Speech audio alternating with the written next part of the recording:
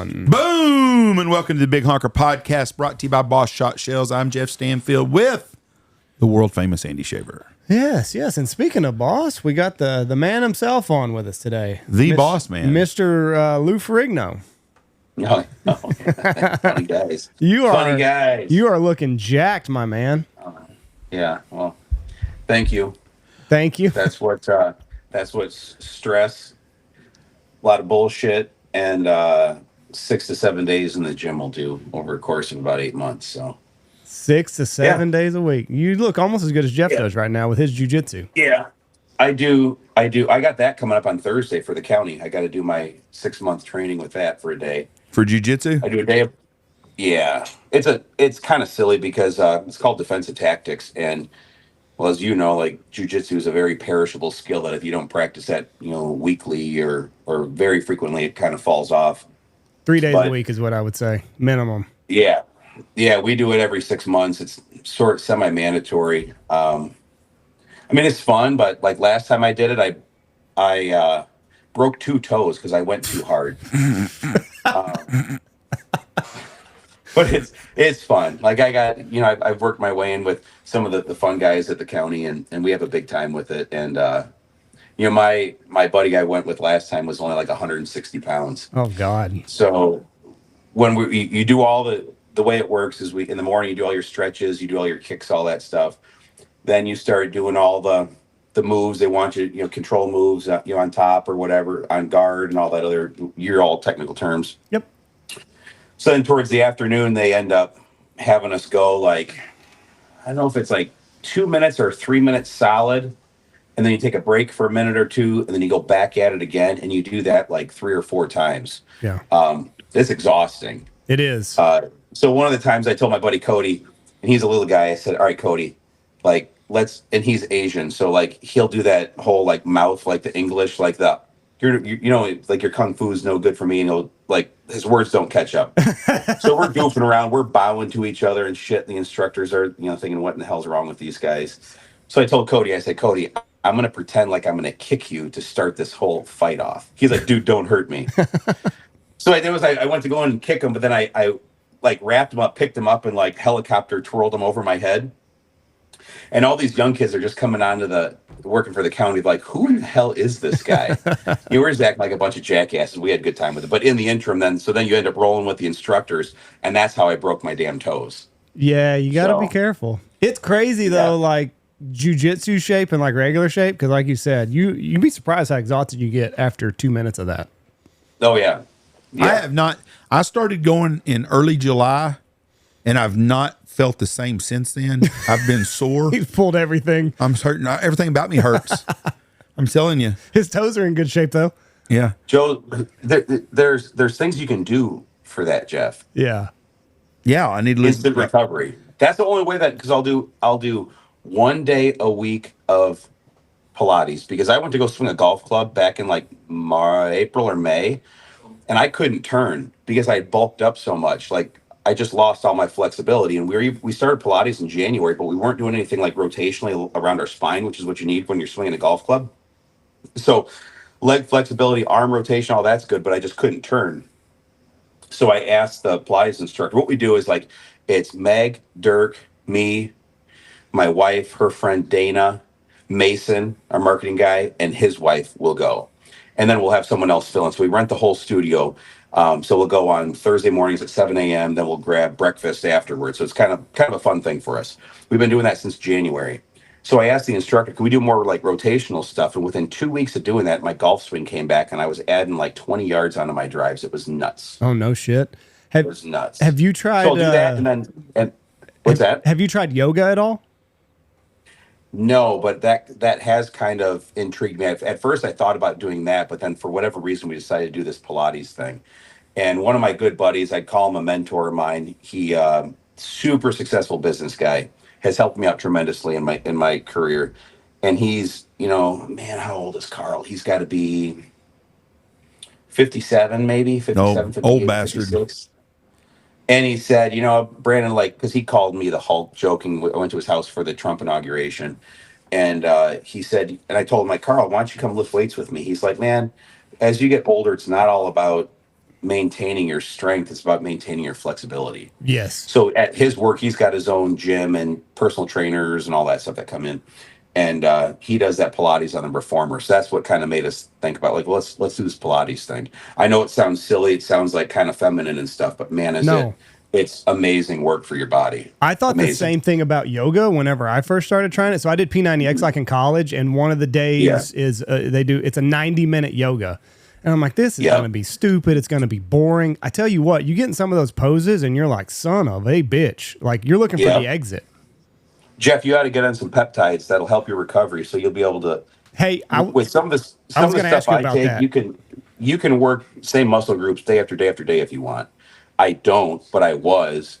But yeah, you get your hormones balanced. You get all the stuff in your system like it should be, and you can turn yourself into an animal in the gym. What peptides are you taking? Because I was looking at BPC 157. I've got a shoulder injury and TB 500. Yeah, you mix that either at 1-to-1 or like 1.5 or 2-to-1 ratio. And I've done the pills with BP and TB. I've done nasal spray. Nasal spray worked better because I wasn't big on needles, but now I just inject it like wherever I've got the issue. I had bad elbow tendonitis from baseball on top here in this arm and had a cortisone shot. But after 2.5 weeks of BP and TB, or BPC and TB, I had that thing completely healed up. Then I jacked up my shoulder doing military presses with a barbell, which I refuse to do anymore. And that took about 3 weeks. Then I strained my Achilles doing negative calf raises. Whoa. Hold on. You injected your Achilles with something? Yeah. I've tore both of my Achilles. So much that hell no. The skin on the outside of my heel went numb. Ugh. Like I lost feeling. So that took about a month. So then as soon as you're done, like I kind of believe like you don't want to stay on this stuff for so long and you don't want to have to increase your dose. So you hit it when you're injured. As soon as the injury goes away, I'll run it for like another 1.5 or 2 weeks at a lower dose and then taper off of it. But the first peptides I started off with were MK677 and Rad 140. And honest to God, between that and TB at the same time for my elbow, I put on 30 pounds in a month. Now, some of that was water, but in December, end of November to beginning of December, I went from 200 pounds to 230 pounds. Jesus. And my hat size had to go out another snap. What? You know? Made your head bigger? Yeah. Yep. So then I had to do it again. So I used to be a -2 on my hat. Now I'm a -4. Oh my God. I don't want my head getting bigger. Grow. So then you can start mixing in stuff like sermorelin or ipamorelin, CJC 1295. You can do like one of the ones I like now is IGF-1 LR3, which is amazing. That kind of is like it's a shortcut for HGH. Your sermorelin, your ipamorelin, those kind of trick your liver into producing growth hormone, whereas the IGF is just like straight to your brain, make growth hormone. Oh, no shit. Yeah, and then the fat burn's insane off of this stuff. So I went from 200 pounds and 24% body fat in November of last year. I went up to 230, dropped to 18% body fat. Now I'm down to like maybe 15%, and I'm 216. So actually, what I also do, I'm giving away all my secrets. I microdose like a tiny dose of GLP-1. Compounded GLP-1. That's Ozempic, so it's not isn't it? The Ozempic. It's actually the tirzepatide. Okay. Once a week, I take the minimum dose, and that like kills all of your food cravings. But then I'll also take in about 200 grams a day of protein. And the problem with that is you got to go on like stool softeners and stuff because you take that much protein and it fills you up. And then you can also run like a slight caloric deficit, but you're getting all your protein, so you can lose body fat without losing any of your muscle mass. So it is hard to build muscle, but you can maintain and lean out big time. So then I'll cycle off that, and then I'll run some other stuff to build right back up. Whenever I want to get to like maintain 12-15% body fat and be a perfect number 225. That's my goal. Whenever I pull the trigger on all this, because I've been looking at it all, because like I said, I've got this shoulder injury. It's been hurting really, really bad for the last couple of months, and I don't want to go to a doctor because they're going to find something wrong with me and probably want to cut on me. So I was going to at least try the peptides first, and then if that didn't work, then I was going to go to a doctor. Yeah, so you can work out, you can lift through all that stuff. You can push right through it, and that's what I did with now my Achilles. I didn't do negatives, but Pilates helped get that good stretch. I actually slept in like an ankle brace that would keep my Achilles under tension, so it could kind of heal and not want to tighten back up. So that helped, but that was about a month. As far as the shoulder and the elbow, I was able to do all my normal workouts right through it, through the pain. I mean, it's still there, but every day it got better and better and better.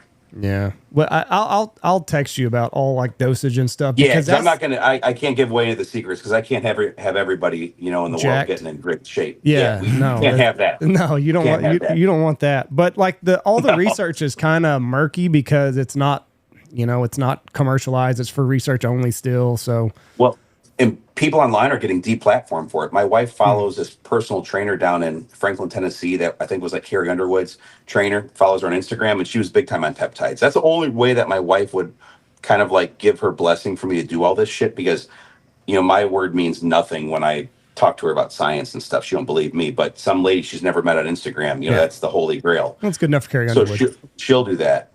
And then another one you can do, trouble sleeping, is DSIP. That stuff's amazing. I was going through issues where I wasn't able to sleep that solid. You sleep like a baby off that stuff. What is it?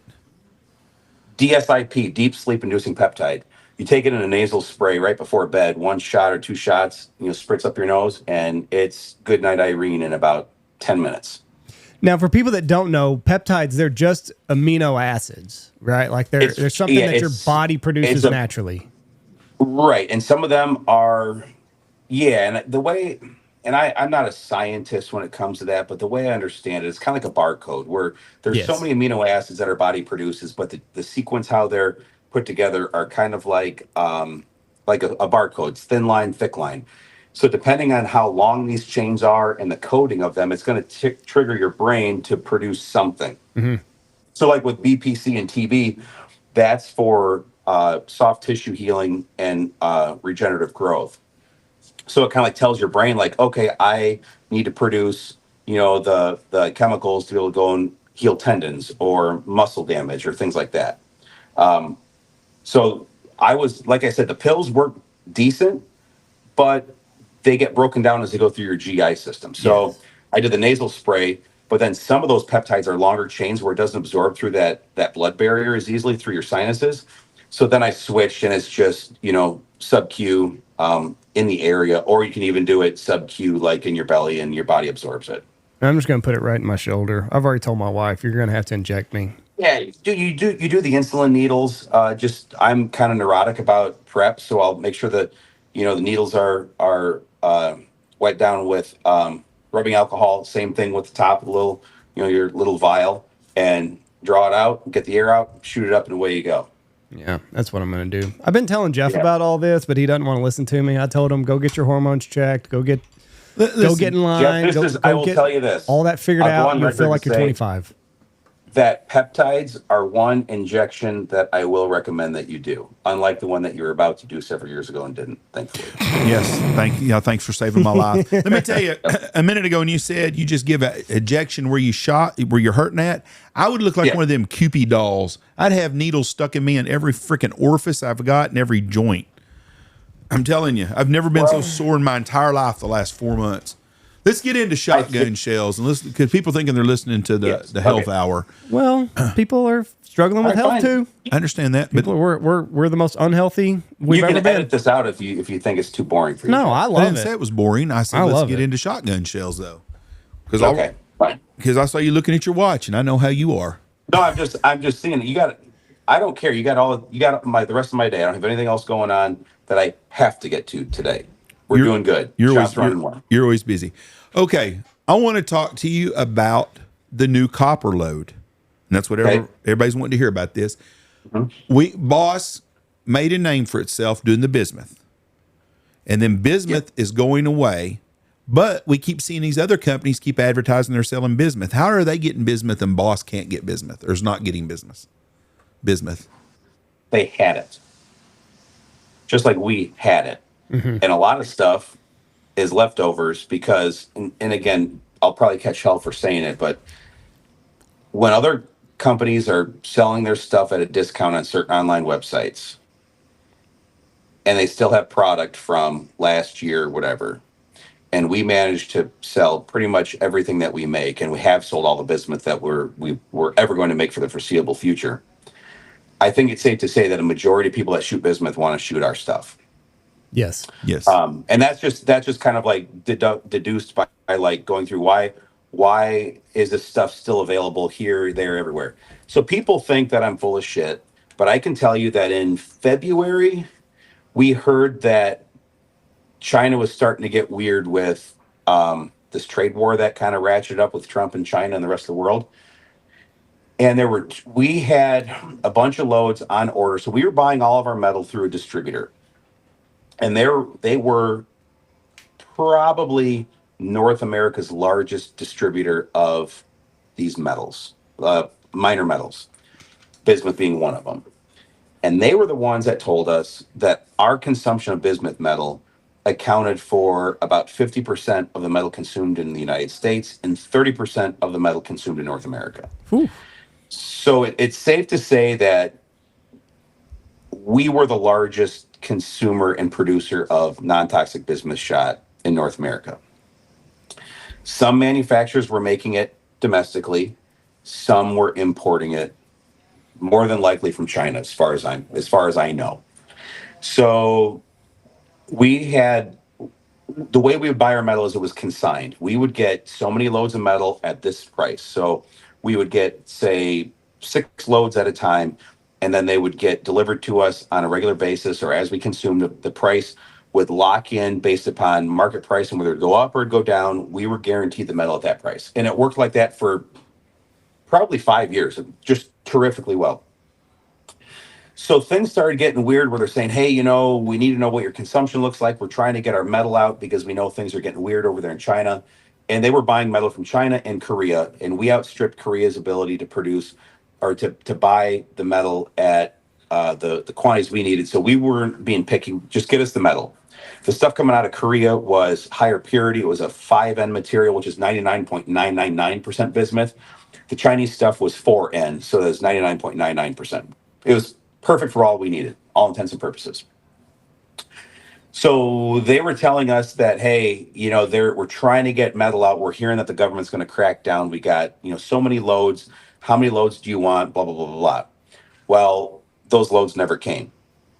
So then we tried getting all of the metal left on our allocation brought in as quickly as we could. We didn't quite get everything that we hoped we were going to get, but we worked through it. So this is like March. And we were really good about putting it out there. Hey guys, bismuth is getting weird. The price just went through the roof. Shortly after we got the last of our metal, the price went up to, people were buying spot buys $40 a pound for this stuff. Because at the time, let me go back. Common uses of bismuth metal for domestic consumption were reagents for pharmaceuticals, reagents for like paint pigments. It would be used in low temp alloys for like sprinkler systems, some solders, and it was also used in galvanizing. So what they would do when you galvanize steel, that's basically molten zinc, you dip the metal in and it provides corrosion protection, and that spangle. What you get with adding bismuth is it lowers the surface tension of the metal so it drips off, makes a more uniform coating, less drips and drags on the bottom of wherever the metal melts off. When bismuth went super expensive, the galvanizer said, hell, we're not saving any more money. We can pay more, drag more zinc throughout the process, less bismuth, no big deal. Another use was in non-tox foundries. So lead-free brass for anything coming into contact with drinking water. There used to be low concentrations of lead in that copper alloy. So they switched to bismuth, and then bismuth got too expensive. They switched to silicon. So the manufacturing market largely shifted away from the use of these metals. We were one of them. So we weren't going to pay $40 a pound for a metal that, at that price you're competing with tungsten. It doesn't make sense. Right. So what you end up having is the supply went to zero, the demand got reduced by about 90%, then the price went up, 8 times what it was normally trading for. So we were ahead of this and we started going to work right away at like, what's the next thing? We talked about like mixing tungsten in with steel shot, having a duplex load that could give similar ballistics of, performance of bismuth, try to nail the price point. And then we kind of looked at copper, and I obviously, kind of being in the metals background, we would play with copper all the time. I never thought it was going to be viable because, it didn't have the density that bismuth did. But when you look at the alloy we were using for our bismuth alloyed with tin, and then you compare that with the density of copper, on paper, copper was 94% the density of bismuth. So it's like there's a 6% drop. How can I bridge 6%? And then we started going to work on it. So anyway, why other people still have bismuth? Largely it's because it's left over. And anyone that wants to get in the bismuth game and make that, they're going to be, you're over $1 an ounce for the shot just to buy the metal. Then you've got to alloy it, then you got to produce it. If you're importing it from China, you got tariffs on top of it, so on and so forth. And we knew that using domestic copper was going to be tariff free, no international trade bullshit, so and so. We ended up getting the performance to equal the bismuth and decided to run like hell with it to get out in front of it before anyone else got wise to the game and tried doing the same thing. So the copper is the same density as the bismuth is. Close. Or no, close. It's 94%. So you're right around 9. Okay. You're 9 versus like 9.6. Okay. And you could still get bismuth, but it's going to cost you 10 times what it used to cost. So it's not that you can't get bismuth, it's just not cost effective. The price has come down now. So we had some bismuth left over that I ended up converting and then shipped it over to Ireland or something for some pharmaceutical usage. So we're actually getting in the market of, we hooked up with a importer of bismuth. The Chinese really pissed off the domestic and global supply chain and consumers of bismuth. So they want to try to deal with other sources of material. We happen to be able to have the abilities to turn this metal into shapes and sizes that chemical labs want or factories want to use for reagents to make like bismuth oxide or bismuth nitrate and stuff like that. So that's kind of like a new line of work for us. And people don't want to deal with the Chinese anymore when it comes to that, because who knows, right before we started Boston, like 2016, 17, the same type of supply shock happened. And what was funny was the second largest importer of bismuth in the United States is a Chinese owned firm that I believe it's their number 2, where our guys were number 1. Could be vice versa. They were the ones that were promoting this price drop. So meanwhile, bismuth doesn't exist. I was sitting on probably the North America's largest stockpile of bismuth that we weren't producing and making ammunition unless it was on order, not knowing what was going to happen. And then all of a sudden they're quoting, this Chinese company is quoting prices at half of what it was trading for, but not delivering it. So they would call up, so-and-so, hey, yeah, we'll sell you bismuth at $18 a pound, but we can't sell it to you just yet. We're waiting on the Chinese government to release it. So then in everyone's mind, the market ended up falling back down, which it has. But the Chinese are setting the price for this stuff. And it's complete bullshit. And I knew that this happened in the past. This is the second time it's happened in 10 years. I cannot have a viable business if I'm, in the wind with, whatever the Chinese government is going to do to manipulate prices. So we had to go a different route. And I said, if I'm going to go a different route, I need to get the performance of bismuth at a minimum, if not make it better. And I've got to be able to alleviate issues with supply chain. And I want it domestically produced, sourced and produced. And that's exactly what we're doing now. So it's just more more secure for y'all by doing this.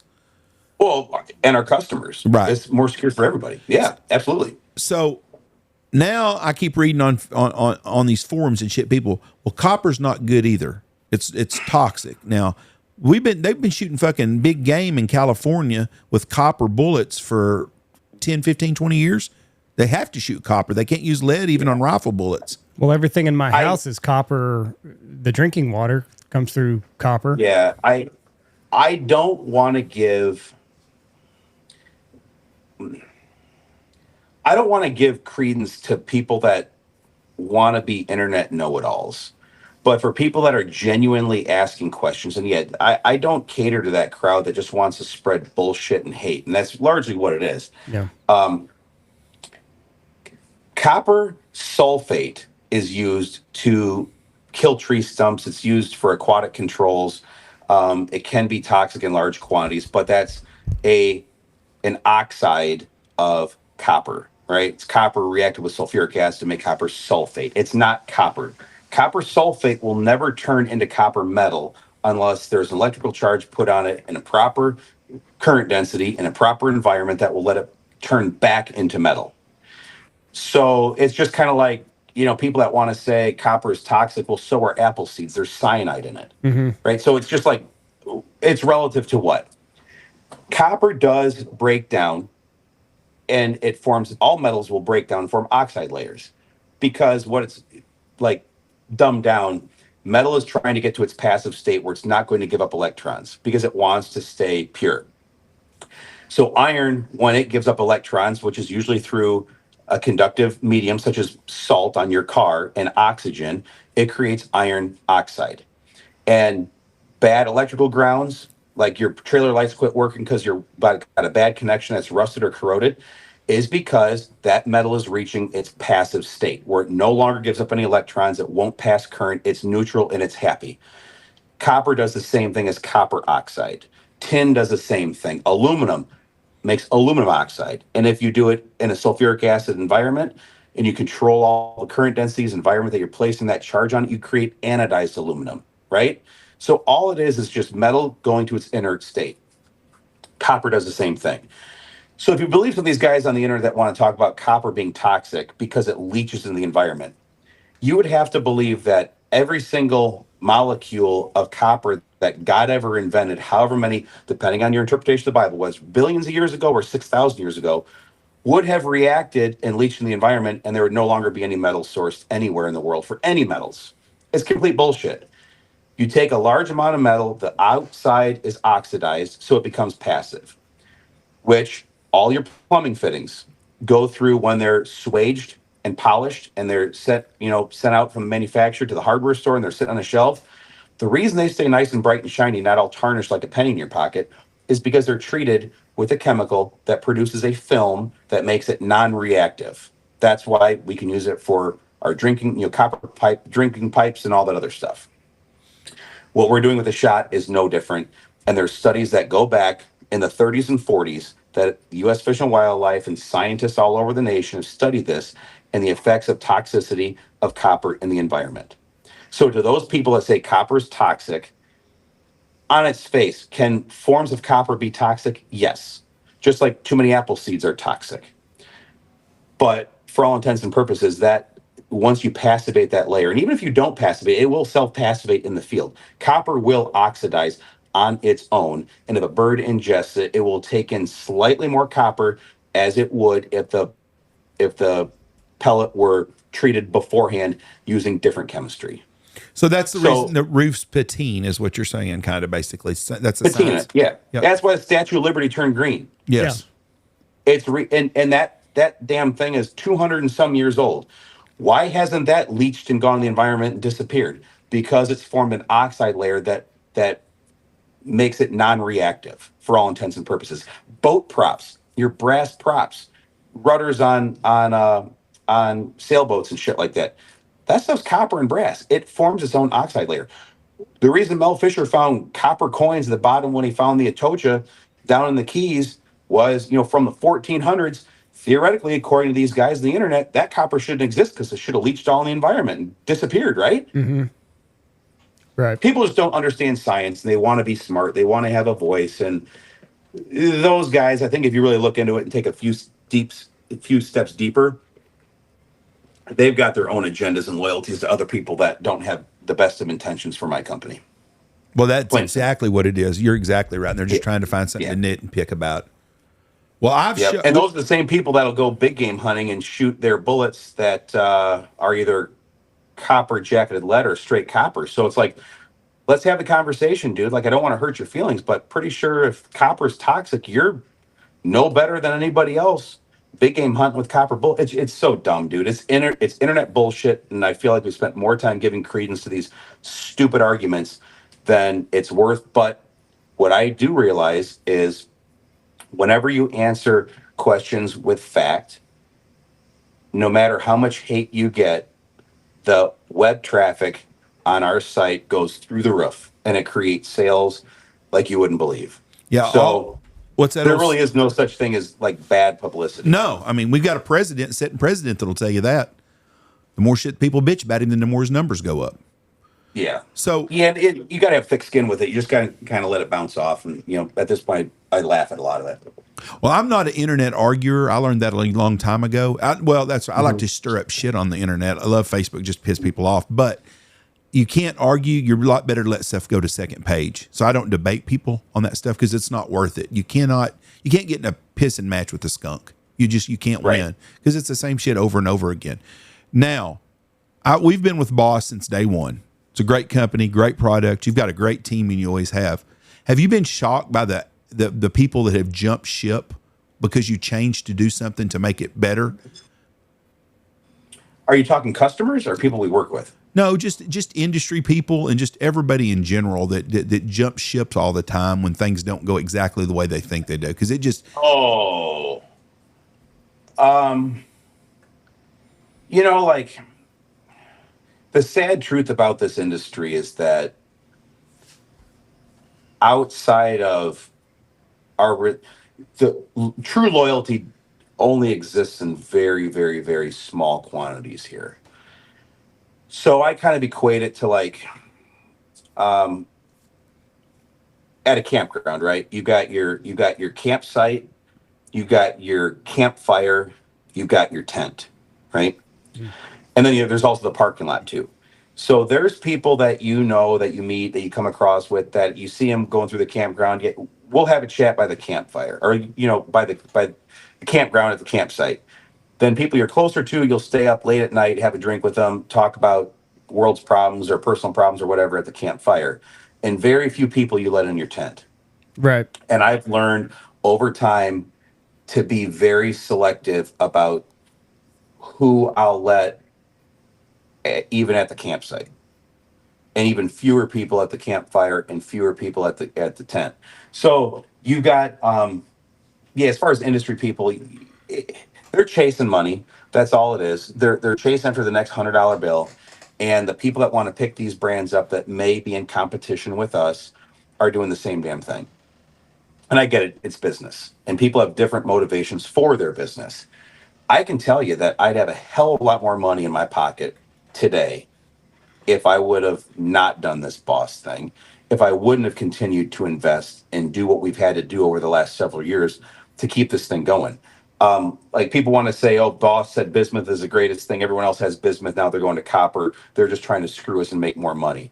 No, like, the last thing I want to do is spend another $1 million, because every time we have to do an investment in CapEx, it's $1 million investment plus. The last thing I want to do is spend another $1 million having to retool an entire operation that we almost perfected. Because I say perfection's a pursuit. It's never something you ever truly achieve. We were as close to perfecting bismuth as anybody ever had been.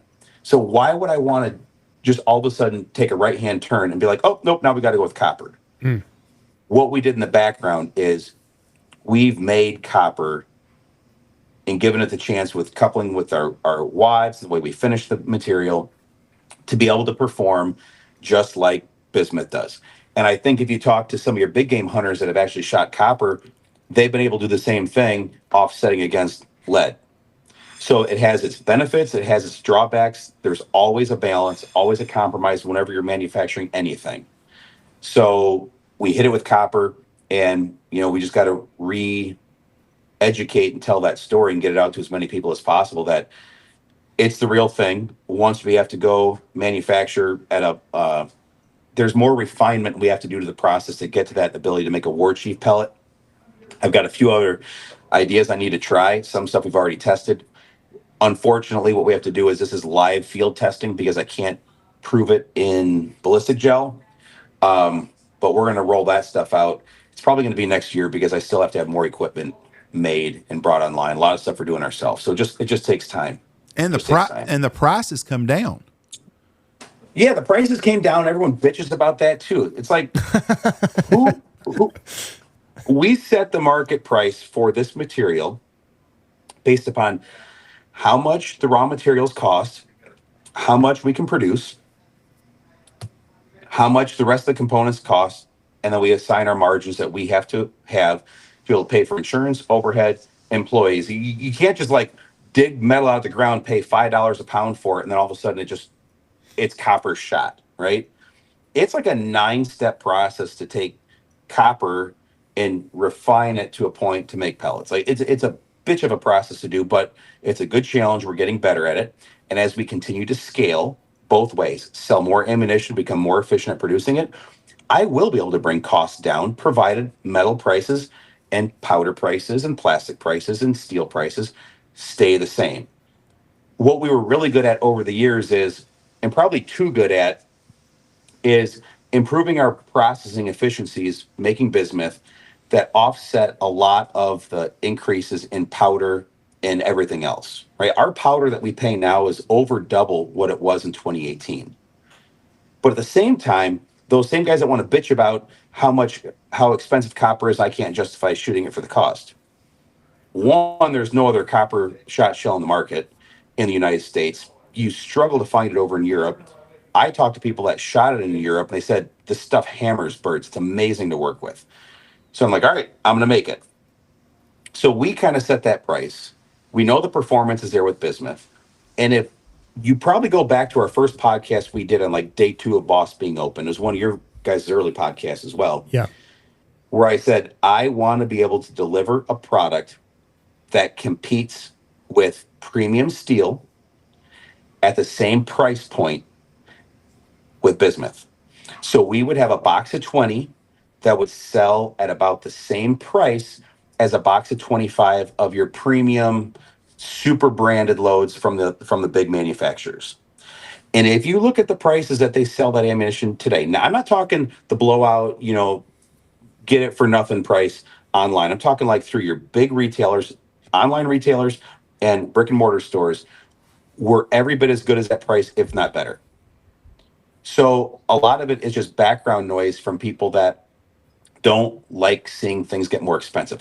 I don't like seeing shit get more expensive. I bought 2 sticks of deodorant and 2 cans of shaving cream yesterday, and it cost me $28. I went home and told my wife, I'm like, I thought like a stick of deodorant's like $3. Yeah. No, it's not. It's not.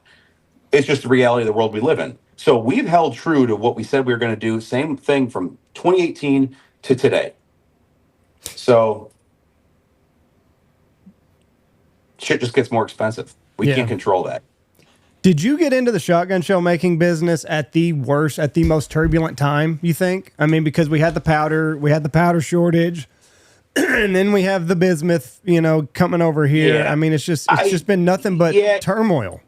Well, but we also did see probably the best 2-year run that an ammo manufacturer could have ever dreamed of having, like with COVID. Yeah. And a lot of the growth and success that we saw as a company that we're still maintaining today, even in a market with saturated ammunition, prices really aren't going down on ammo, but you've reached market saturation. You don't have the number of people hunting or the people hunting as much as they did during COVID.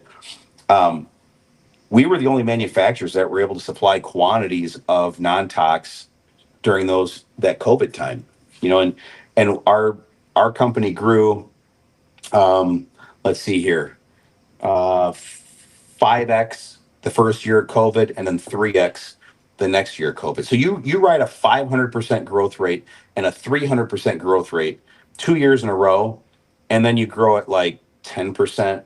And that really kind of screws with you, like you feel like a failure. Right. But those were insanely successful years.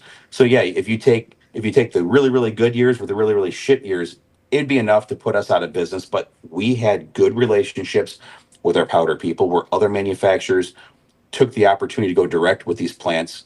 We're still buying through distribution. And when the powder plants got busy with supplying the war effort over in Europe, some of those guys struggled to get powder because they had to go back to the distributors, and they hadn't ordered from them in a couple of years, so they were trying to work them in. But by and large, that, and we would opportunistically buy whatever powder would come our way. So I'm sitting on a significant amount of gunpowder that is nothing for the big guys, but for us, it's a year or 2 year supply. So we're okay there.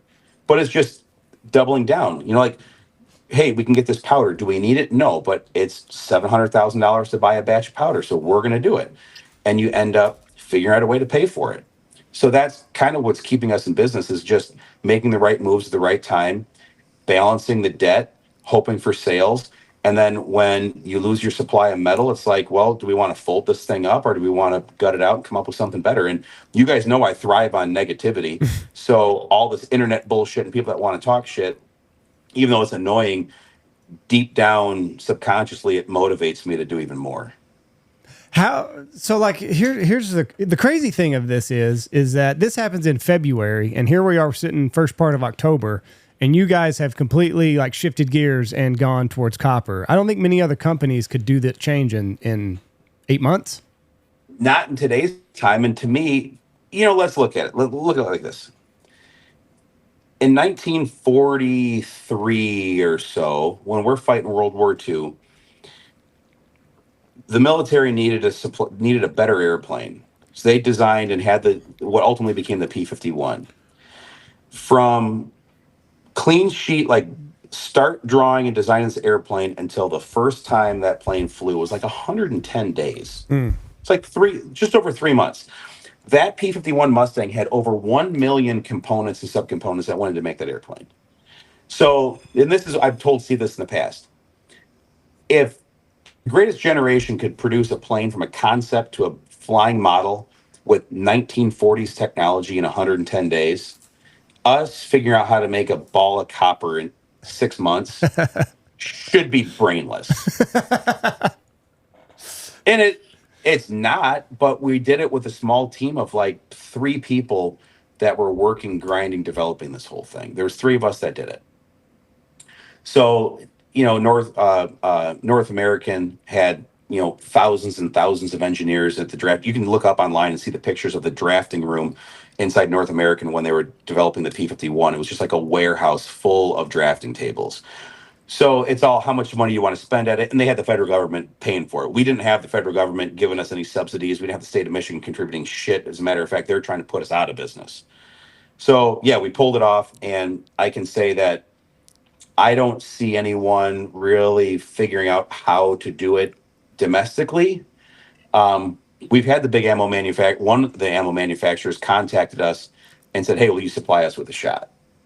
So I might entertain that at some point, but I want to be able to get the word out about copper. And unfortunately, with us being kind of like pioneers bringing this metal to market here in America, we're the ones that take all the abuse. So like the number 2 guy that comes in is going to start eating from the same table that we helped set, which is kind of bullshit. But again, I'm not good at being the copycat guy. I like doing things the right way, my own way, blood and sweat, just grinding it out, making it happen. It's going to be so interesting at the shows, because we had so many questions this year at the shows. And for most people that don't know, if you listen to this and you don't know, we do a lot of stuff with Boss. We go just about anything y'all are at, we're at with y'all. You guys are definitely in our tent for sure. And people that don't know that, we go, but this last year was a lot of questions. Before, it was not a question. It was like buy, buy, buy, buy, buy, buy. Well, this summer it's going to be buy, buy, buy, buy again, because we're going to have this whole year to prove to everybody what it's about. So next year when we go to the show, we won't be answering as many questions as before. Will be people purchasing. I want to do a podcast with my son, because I think that would be a good story to like kind of bring out. But he's one of the reasons why Boss ultimately came to be, because I wanted to make ammunition for him when he was, how old would he have been? Probably 7. 7 years old. That wouldn't send him in the next week with a recoil, but could still kill a bird lethally. And that's what started the whole thing of making this for everybody. He's also my biggest critic. He's kind of at that age now. He's 15, and he kind of has gone away from dad knows everything to dad knows nothing, and now he's kind of coming back, but he challenges me. So when it comes down to Wolfram and War Chief and Steel Reserve, he does more goose hunting than I do. I'll tell you that. He's got his own group of buddies that pick him up in the morning. I'm still sleeping. He'll go out and shoot geese in the field, and he'll give me the field reports back. So when I tell him, like, Landon, how do you like War Chief versus Legacy? Dad, it all works. It doesn't matter. Well, the kid's a hell of a shot. Like, he's really, really dialed in. So, but he'll also say if something doesn't work. And he took out Copper, and they shot some flight birds already last week. And he said, Dad, it's the same as bismuth. I can't tell a difference. I had guys that shot birds, ducks and geese up north, and same thing. Dirk just told me today that the boys from Pacific are saying the same damn thing. Like, this stuff crushes. So there you have it. It's what worked, what we developed in the lab, what we shot, behind the shop, tested with ballistic gel, and have, used in the field. It's right there. So for all the people that care about this, what are you choking it with? Looser. Yeah, because it all depends on how far you want to shoot it. Right now, where we're at, if you want a super tight pattern to make geese flip upside down at 30 yards, shoot it with a full choke. But if you're going to want to go further than 30, which you should be able to, obviously, with this copper behaving like bismuth, you're over choked with a full choke. So improved mod to mod is what we've been seeing the most uniform patterns with. And obviously, when we go out with War Chief, we're going to be in that improved mod to mod-ish choke range as well, because the copper shot is stiffer and harder than bismuth, but still significantly softer than steel. So it doesn't require as much choke to keep those pellets flying straight. And actually, being that it is harder, if you send more of that hard material through a tighter choke, it does deform the pellets a little bit more. So you end up bleeding energy off as it flies through the air. And that's the big thing that, like, you play the game with density versus velocity and spherosity. So we could go on at length about that, how I got to that point, but it's safe to say that the rounder the pellet, the straighter, the rounder the pellet, the more aerodynamic it is. So it flies with more energy. You could take a pellet that is nothing more than a cut chunk of wire, or hammer your pellet like a cube, or smash your pellet with a ring of Saturn around it, and it's going to fly really damn straight. So you'll pattern and say, holy shit, this stuff patterns great. I could take cut wire, little tiny, looks like rice, and shoot that and throw a pattern that's better than our rounded shot is. But when you shoot ballistic gel, it only goes half the distance. There's more to it than the pattern, or more to it than just the penetration. You've got to have that balance of each. And that's something that, again, I never even thought of testing until, a couple months ago when we were bringing everything online. So it also makes sense, too, that when I was shooting, hex pellets or whatever it was at late season geese, you'd hear steel like flap off their chest. It's like, why am I picking these odd shaped pellets up, off feathers, or they barely penetrate? And it's just because you don't have that energy. You got the pattern density, but you don't have the energy to really blow through all that feather fat and tissue. Right. See, and at the ranges I was shooting at, I don't want to say it doesn't work. It works, but the distances I was expecting it to be lethal at, it just didn't have it because physics. Yeah. See, and whenever I shoot, like, the bird, I don't shoot often. And when I do pick up my gun, the bird's usually going away, or it's a 30 plus. So I'll probably just keep the full in and not worry about it. Yeah. And I'm a simplicity kind of guy. Like, I don't get into all the chokes and all that fancy stuff. Just give me a full and let me go. Mm-hmm. Jeff, where's these hard questions? I thought you were going to ask me some tough questions. Well, you've answered really the tough questions that I thought would be kind of tough for you. People think you're an asshole. No, I don't have a question like that. I mean, shit, people think I'm an asshole. You've put me on the spot now, tried to think of a hard question for you. You've answered the question. The price is coming down. One of the biggest questions people ask me all the time is, well, how come other people are having bismuth and Boss can't get bismuth? Well, you've explained that. You It's know, leftovers from last year. I can tell you that the big OEMs that had their bismuth, from what we've been told through other manufacturers that know what's going on, is they're out of bismuth. And the other thing is, if you want to talk about it, I can bring up the whole thing with tungsten. Thank God we didn't decide to do this steel tungsten blend, because there was the International Trade Commission. There's a company in the United States that filed a grievance through the government that said, hey, we're in the tungsten ammunition business, and we can't compete with China dumping these tungsten balls into the United States. Let's rewind. Tungsten shot was originally imported by the Chinese. They're the ones that came up with the process. So a company gets involved in the United States to try to make it, and they're selling to the government. And they were largely importing from China prior to some investigations that got them in trouble. And they wanted to be able to prop up their prices and charge, I think at the time it was $100 a kilogram for tungsten, like 4 years ago, when we were paying, like half that or less. So they end up filing like anti-dumping stuff with the feds. The government ends up saying, "Yep, you're right." So there's a tariff that goes on, and that's why ITC came out and hit like I forget the numbers because we're not huge in tungsten, but it's like an 80% tariff on any shot that was above 17.5 gram density. Well, meanwhile, at the same time that came down, tungsten went crazy because, again, a majority of the tungsten in the world is mined in China. Prices went to a record high. So now your domestic prices for tungsten, which used to be roughly, let's just say it was $40 a pound, went to $100 a pound. Now it's $150 a pound. So divide that by 16, you're 10, $8, $9 and change per ounce.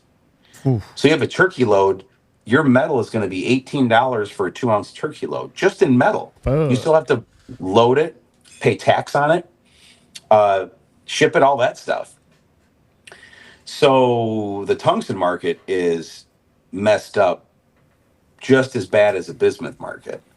And it's all because this stuff is made in China. So China controls the supply of tungsten powder, because the way to make a tungsten pellet, you have to take it in a micro spherical powder, like millions of an inch diameter powder, compact it, and then sinter it in a vacuum furnace that, just to run one furnace, is something like 3,000 amps of 480 volt three phase. Just an insane amount. It's enough to power like, what would that be?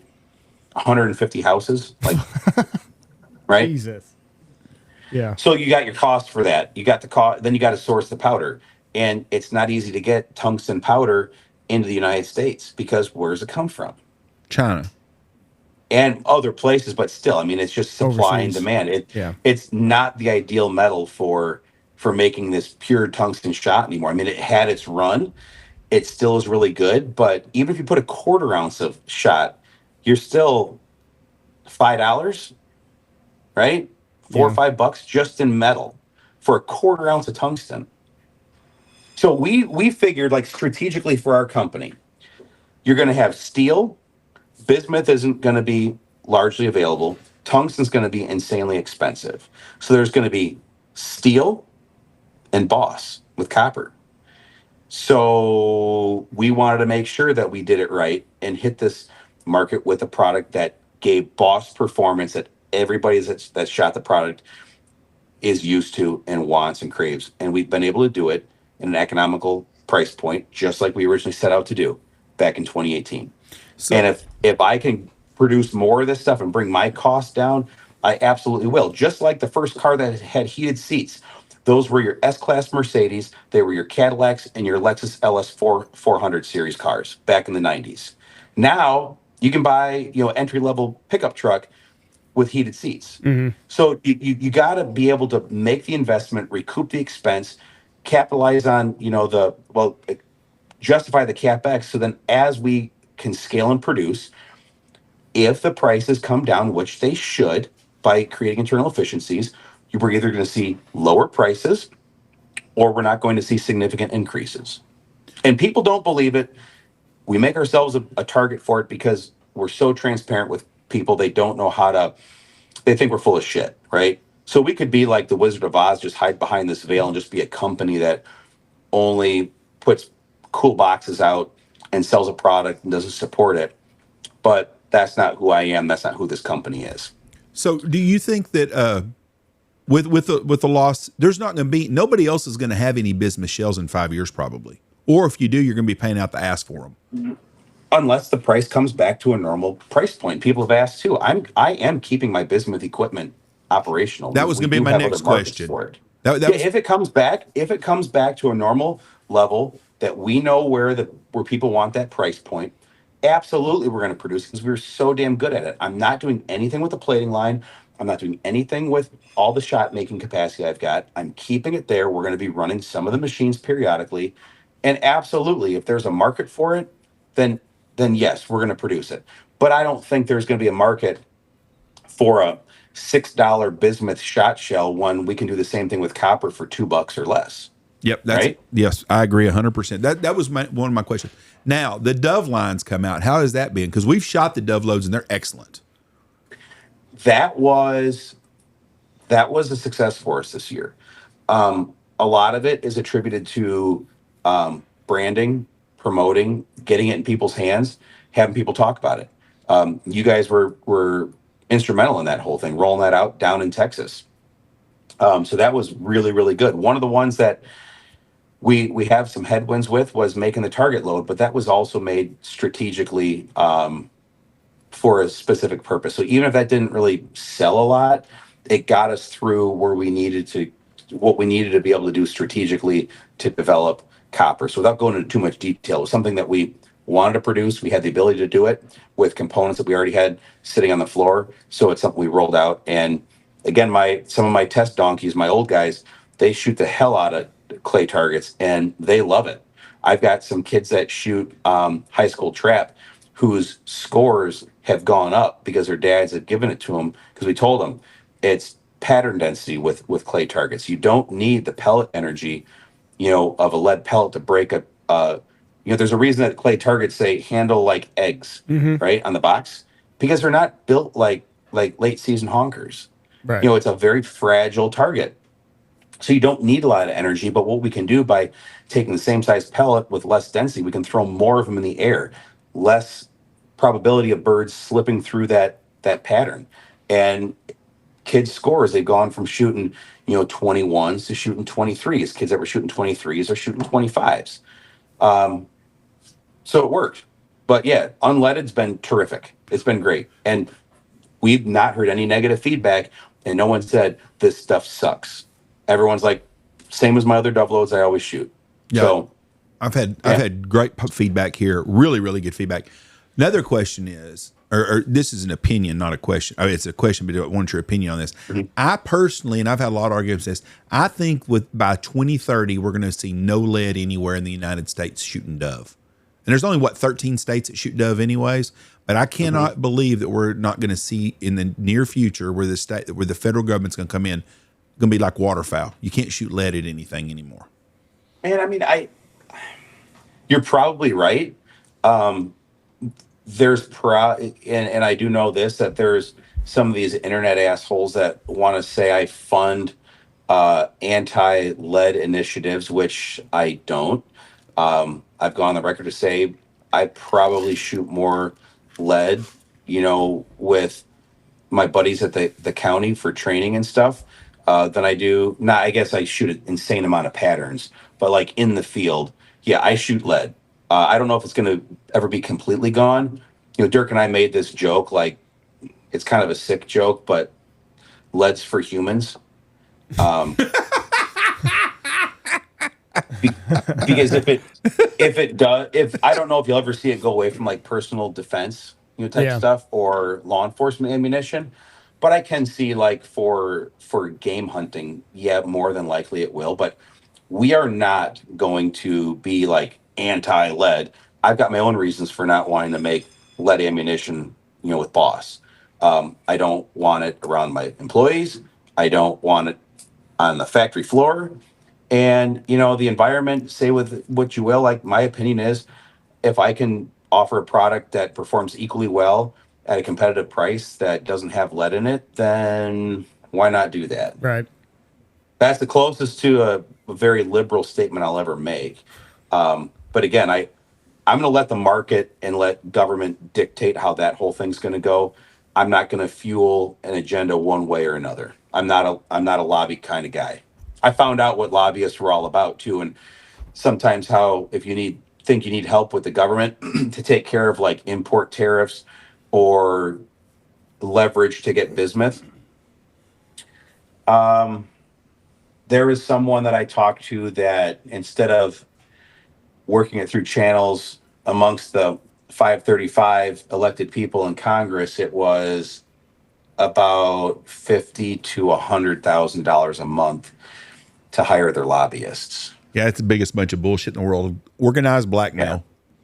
Yeah, and I'm kind of like I channeled the Ronald Reagan, like the most dangerous words an American could ever hear is, "I'm from the government and I'm here to help." Yeah. So how do you feel about the tariffs overall? I mean, we all kind of agree on the surface level of, yeah, we need more stuff over here. If we can manufacture it over here, it's a good thing. But I mean, it could have sunk your company. I think the tariffs are necessary in a post NAFTA world because Ross Perot is absolutely right about that gigantic sucking sound you're going to hear with jobs and everything leaving the U.S. When he said that in 1991 and 92 ahead of the election with Bush and Clinton.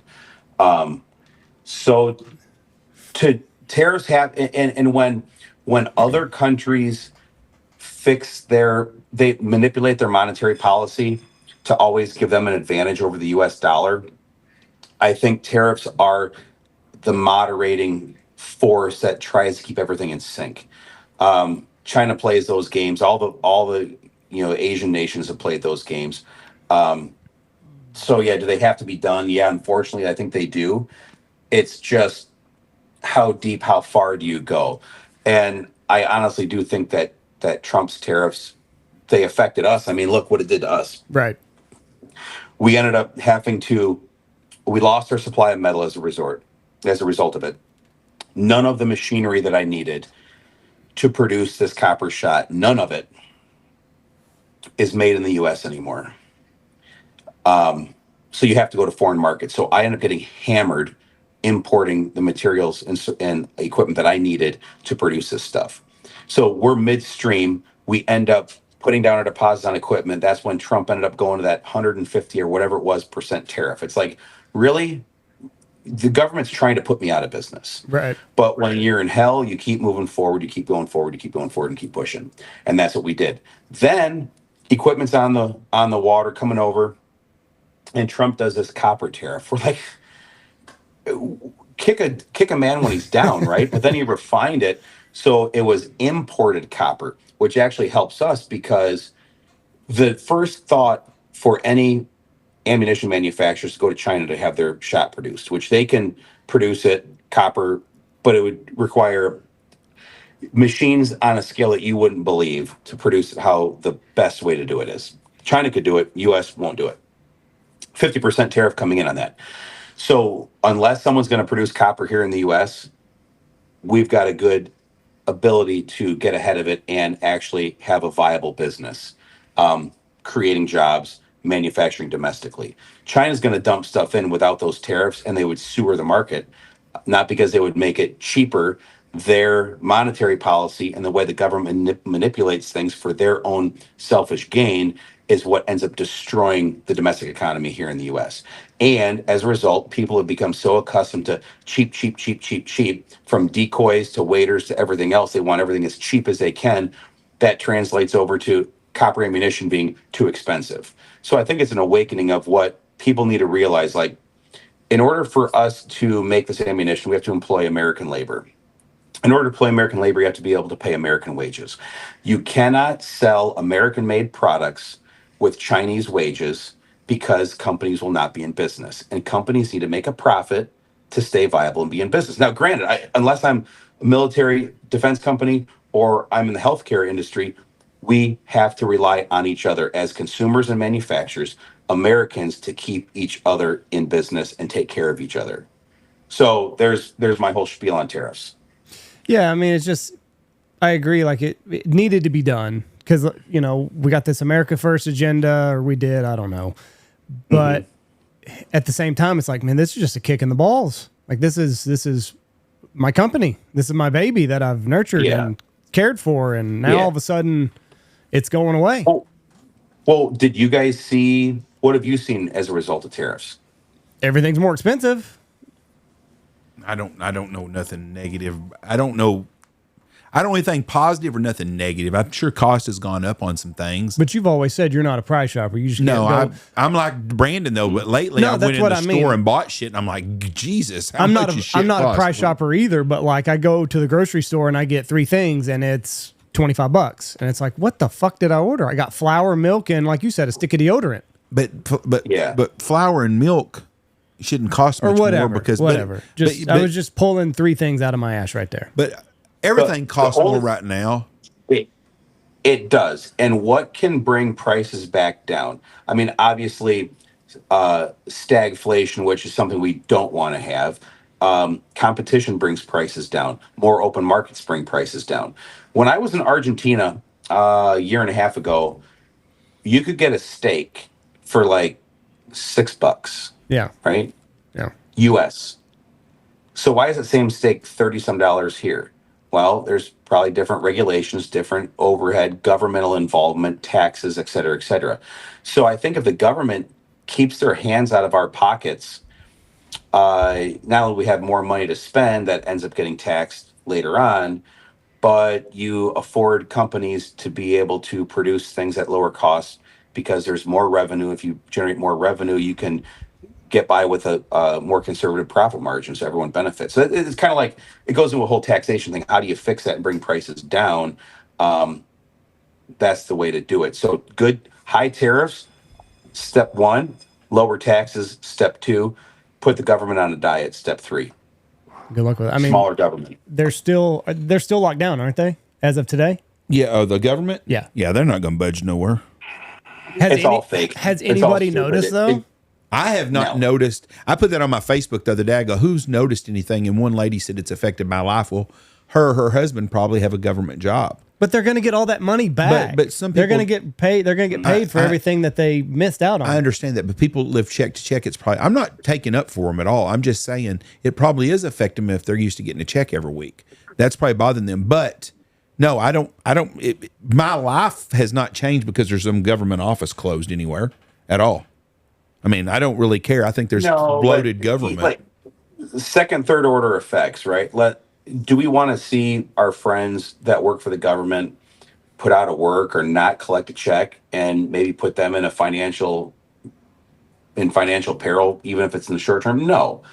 You have to look at what is causing this government shutdown. And on this one, it happens to be revolving around what? Illegal aliens healthcare. There you go.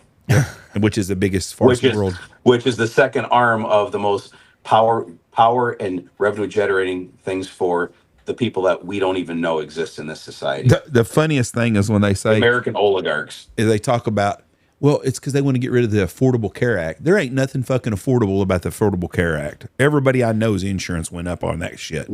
One of my good friends is going through a bout of cancer. And for him, the new treatment technique, which I disagree with because I got my own opinions on it, is to take testosterone lowering medication because supposedly testosterone feeds cancer, which I don't believe. I think testosterone is one of the most underappreciated, undervalued hormones that all men should be on as they age. But anyway, $14,000 a month for this stuff. Ridiculous. There's no reason why each one of those pills should cost $500. Nope. To lower. It's dumb. It's dumb. Yeah, I agree with you 100%. And then if you go over to Brazil or somewhere, you can get that same pill for $20 a piece. Probably. That's the kind of shit that pisses me off. But you send that thing over the mail, you're going to be charged with a felony. Yep. Here's another one real quick question a guy asked me. let's say some crackhead goes to a motel and steals out all the copper pipes and he melts it down. That's the same kind of copper you can use, though, right? Yeah. Yeah, that's what I'm saying. Yeah. You don't have to be getting shit from somewhere else. They can repurpose copper all the time. You see all the time. Copper, next to aluminum and steel, copper is the most recycled material in the world. Which again, that fell into like high density, lethal, stable supply, domestically sourced, and sustainable material. So yeah, absolutely. Yep. That's good. Has this been the hardest the hardest hurdles that you've had to jump? I mean, you're fighting a lot of battles on several different fronts. I mean, even from the apparel side of the company. Oh, good news on that. Yeah. The lead counsel and like director of intellectual property, lead counsel for Hugo Boss, and I had been negotiating for the last 6 weeks or so back and forth via email. And I think we're close at having our lawsuit against Hugo wrapped up. So we should be able to sell our apparel like we were before. The Boss hoodie is by far the best hoodie in the world. So what is the problem here? That it says Boss on it? Is it that it's so big and it says Boss? It's kind of like it's kind of like peeing on a word in the dictionary. Yeah. And saying you own it, no one else can use it, is my perspective. I think we were targeted as like a soft target, thinking that we were going to be able to we would go away. So what happened was Hugo Boss sent our web hosting company, the company that hosts our website, a takedown notice and basically said, this company is violating our intellectual property by using the word boss. And if you don't take down and force them to not sell their apparel, then we're going to sue you too. So our web hosting company that charges us way too much to host our platform ended up caving and said, get an order from a judge and then you'll be able to sell your apparel again. So and this whole thing started in the fall of 2022. Oh, wow. So we sued them federally. And we've been going back and forth. And we got an email one day from Nicole, and she said, hey, I'd like to reach out and talk direct without the attorneys. And Meg had her call me, and I ended up chatting with her. And I didn't, usually lawyers don't like when you circumvent them, and I didn't even tell my lawyers, but I've spent probably $5 million over the last 2.5 years with lawyers. So I probably have like the most expensive honorary law degree that anyone can have. So I felt like, having been through depositions and motions and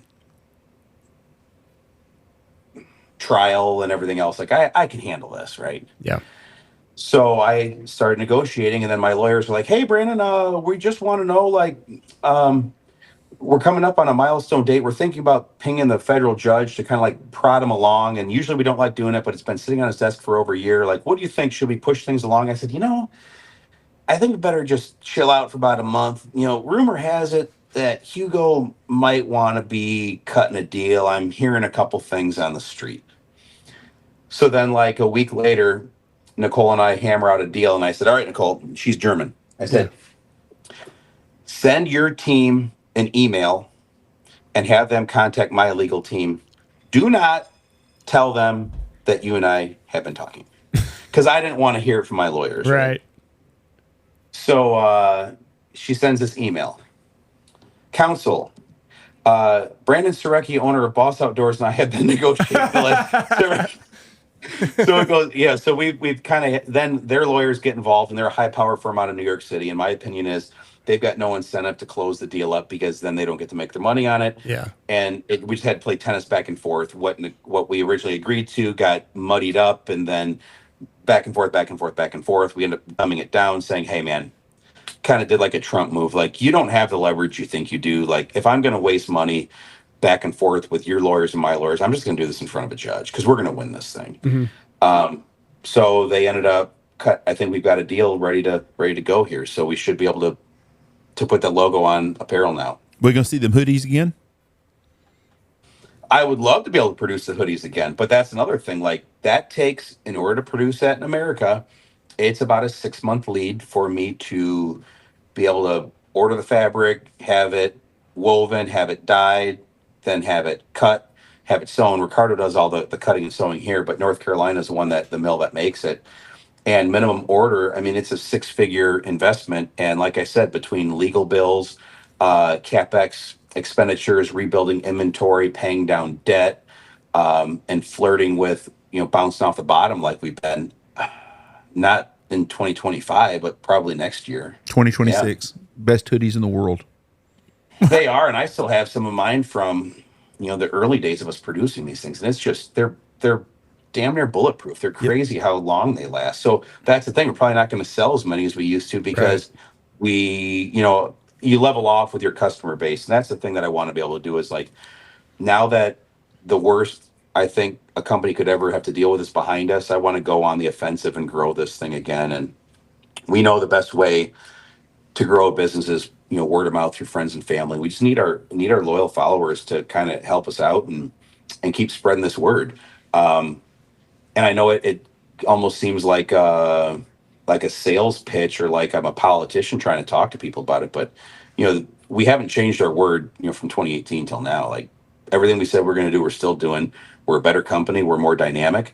And I think we're a stronger company because we walked through hell for, 3 years or better. And I'm saying hell, we've been in there as a team and no one's going to tear us down now. Nobody. Nope. Great company, great people, and I'm very, very, very proud to be part of it. I bet when you started, you never thought you'd be in a lawsuit with Hugo Boss. Or, one of many lawsuits. Right. Well, Brandon, I appreciate you being on here, and I'm going to tell you his story about Brandon before we get off here. Here is a man that has his own jet, and he serves his time protecting his company or country and city as a police officer, and I appreciate you, and my hat's off to you for that, man. Well, I mean, come on now. It's only like a part-time gig. It doesn't matter. You're putting your life on the line for us, and I do appreciate it very much. Whenever I get those peptides, I'm gonna send you a text message and get the dosing down. Yeah, you got the recording of everything. I would experiment with all those at some point or another. It's amazing, amazing stuff. Okay. Well, found a youth. I've aged backwards. I mean, I got way more gray hair as a result of, $5 million with the lawyers. But I've never been stronger, never had more energy or felt better in my entire life. I need more hair. If you can find a peptide that produces more hair, that's what I need. Yeah, they have those too. Oh, they do? Do you get hairy everywhere or just on your head? Well, there's other things you can take that grows hair everywhere. Yep. I don't want that. But then there's also things you can take that keeps your hair from falling out, which those aren't peptide based, but I take a low dose of finasteride and minoxidil. But I heard that lowers your testosterone, doesn't it? Yeah, so you just put more back. Yeah. That's what I take to make my hair from falling out. Hey, you know what else lowers testosterone? What? Our American diets. Oh, well, yeah, we all knew that. It's in our food. It's in our food. If you look at do the research, look and see where men's testosterone levels were back like in the 40s and 50s and where they are now, and now you're going to totally understand why there's people out in the streets crying over free Palestine. Men. Exactly.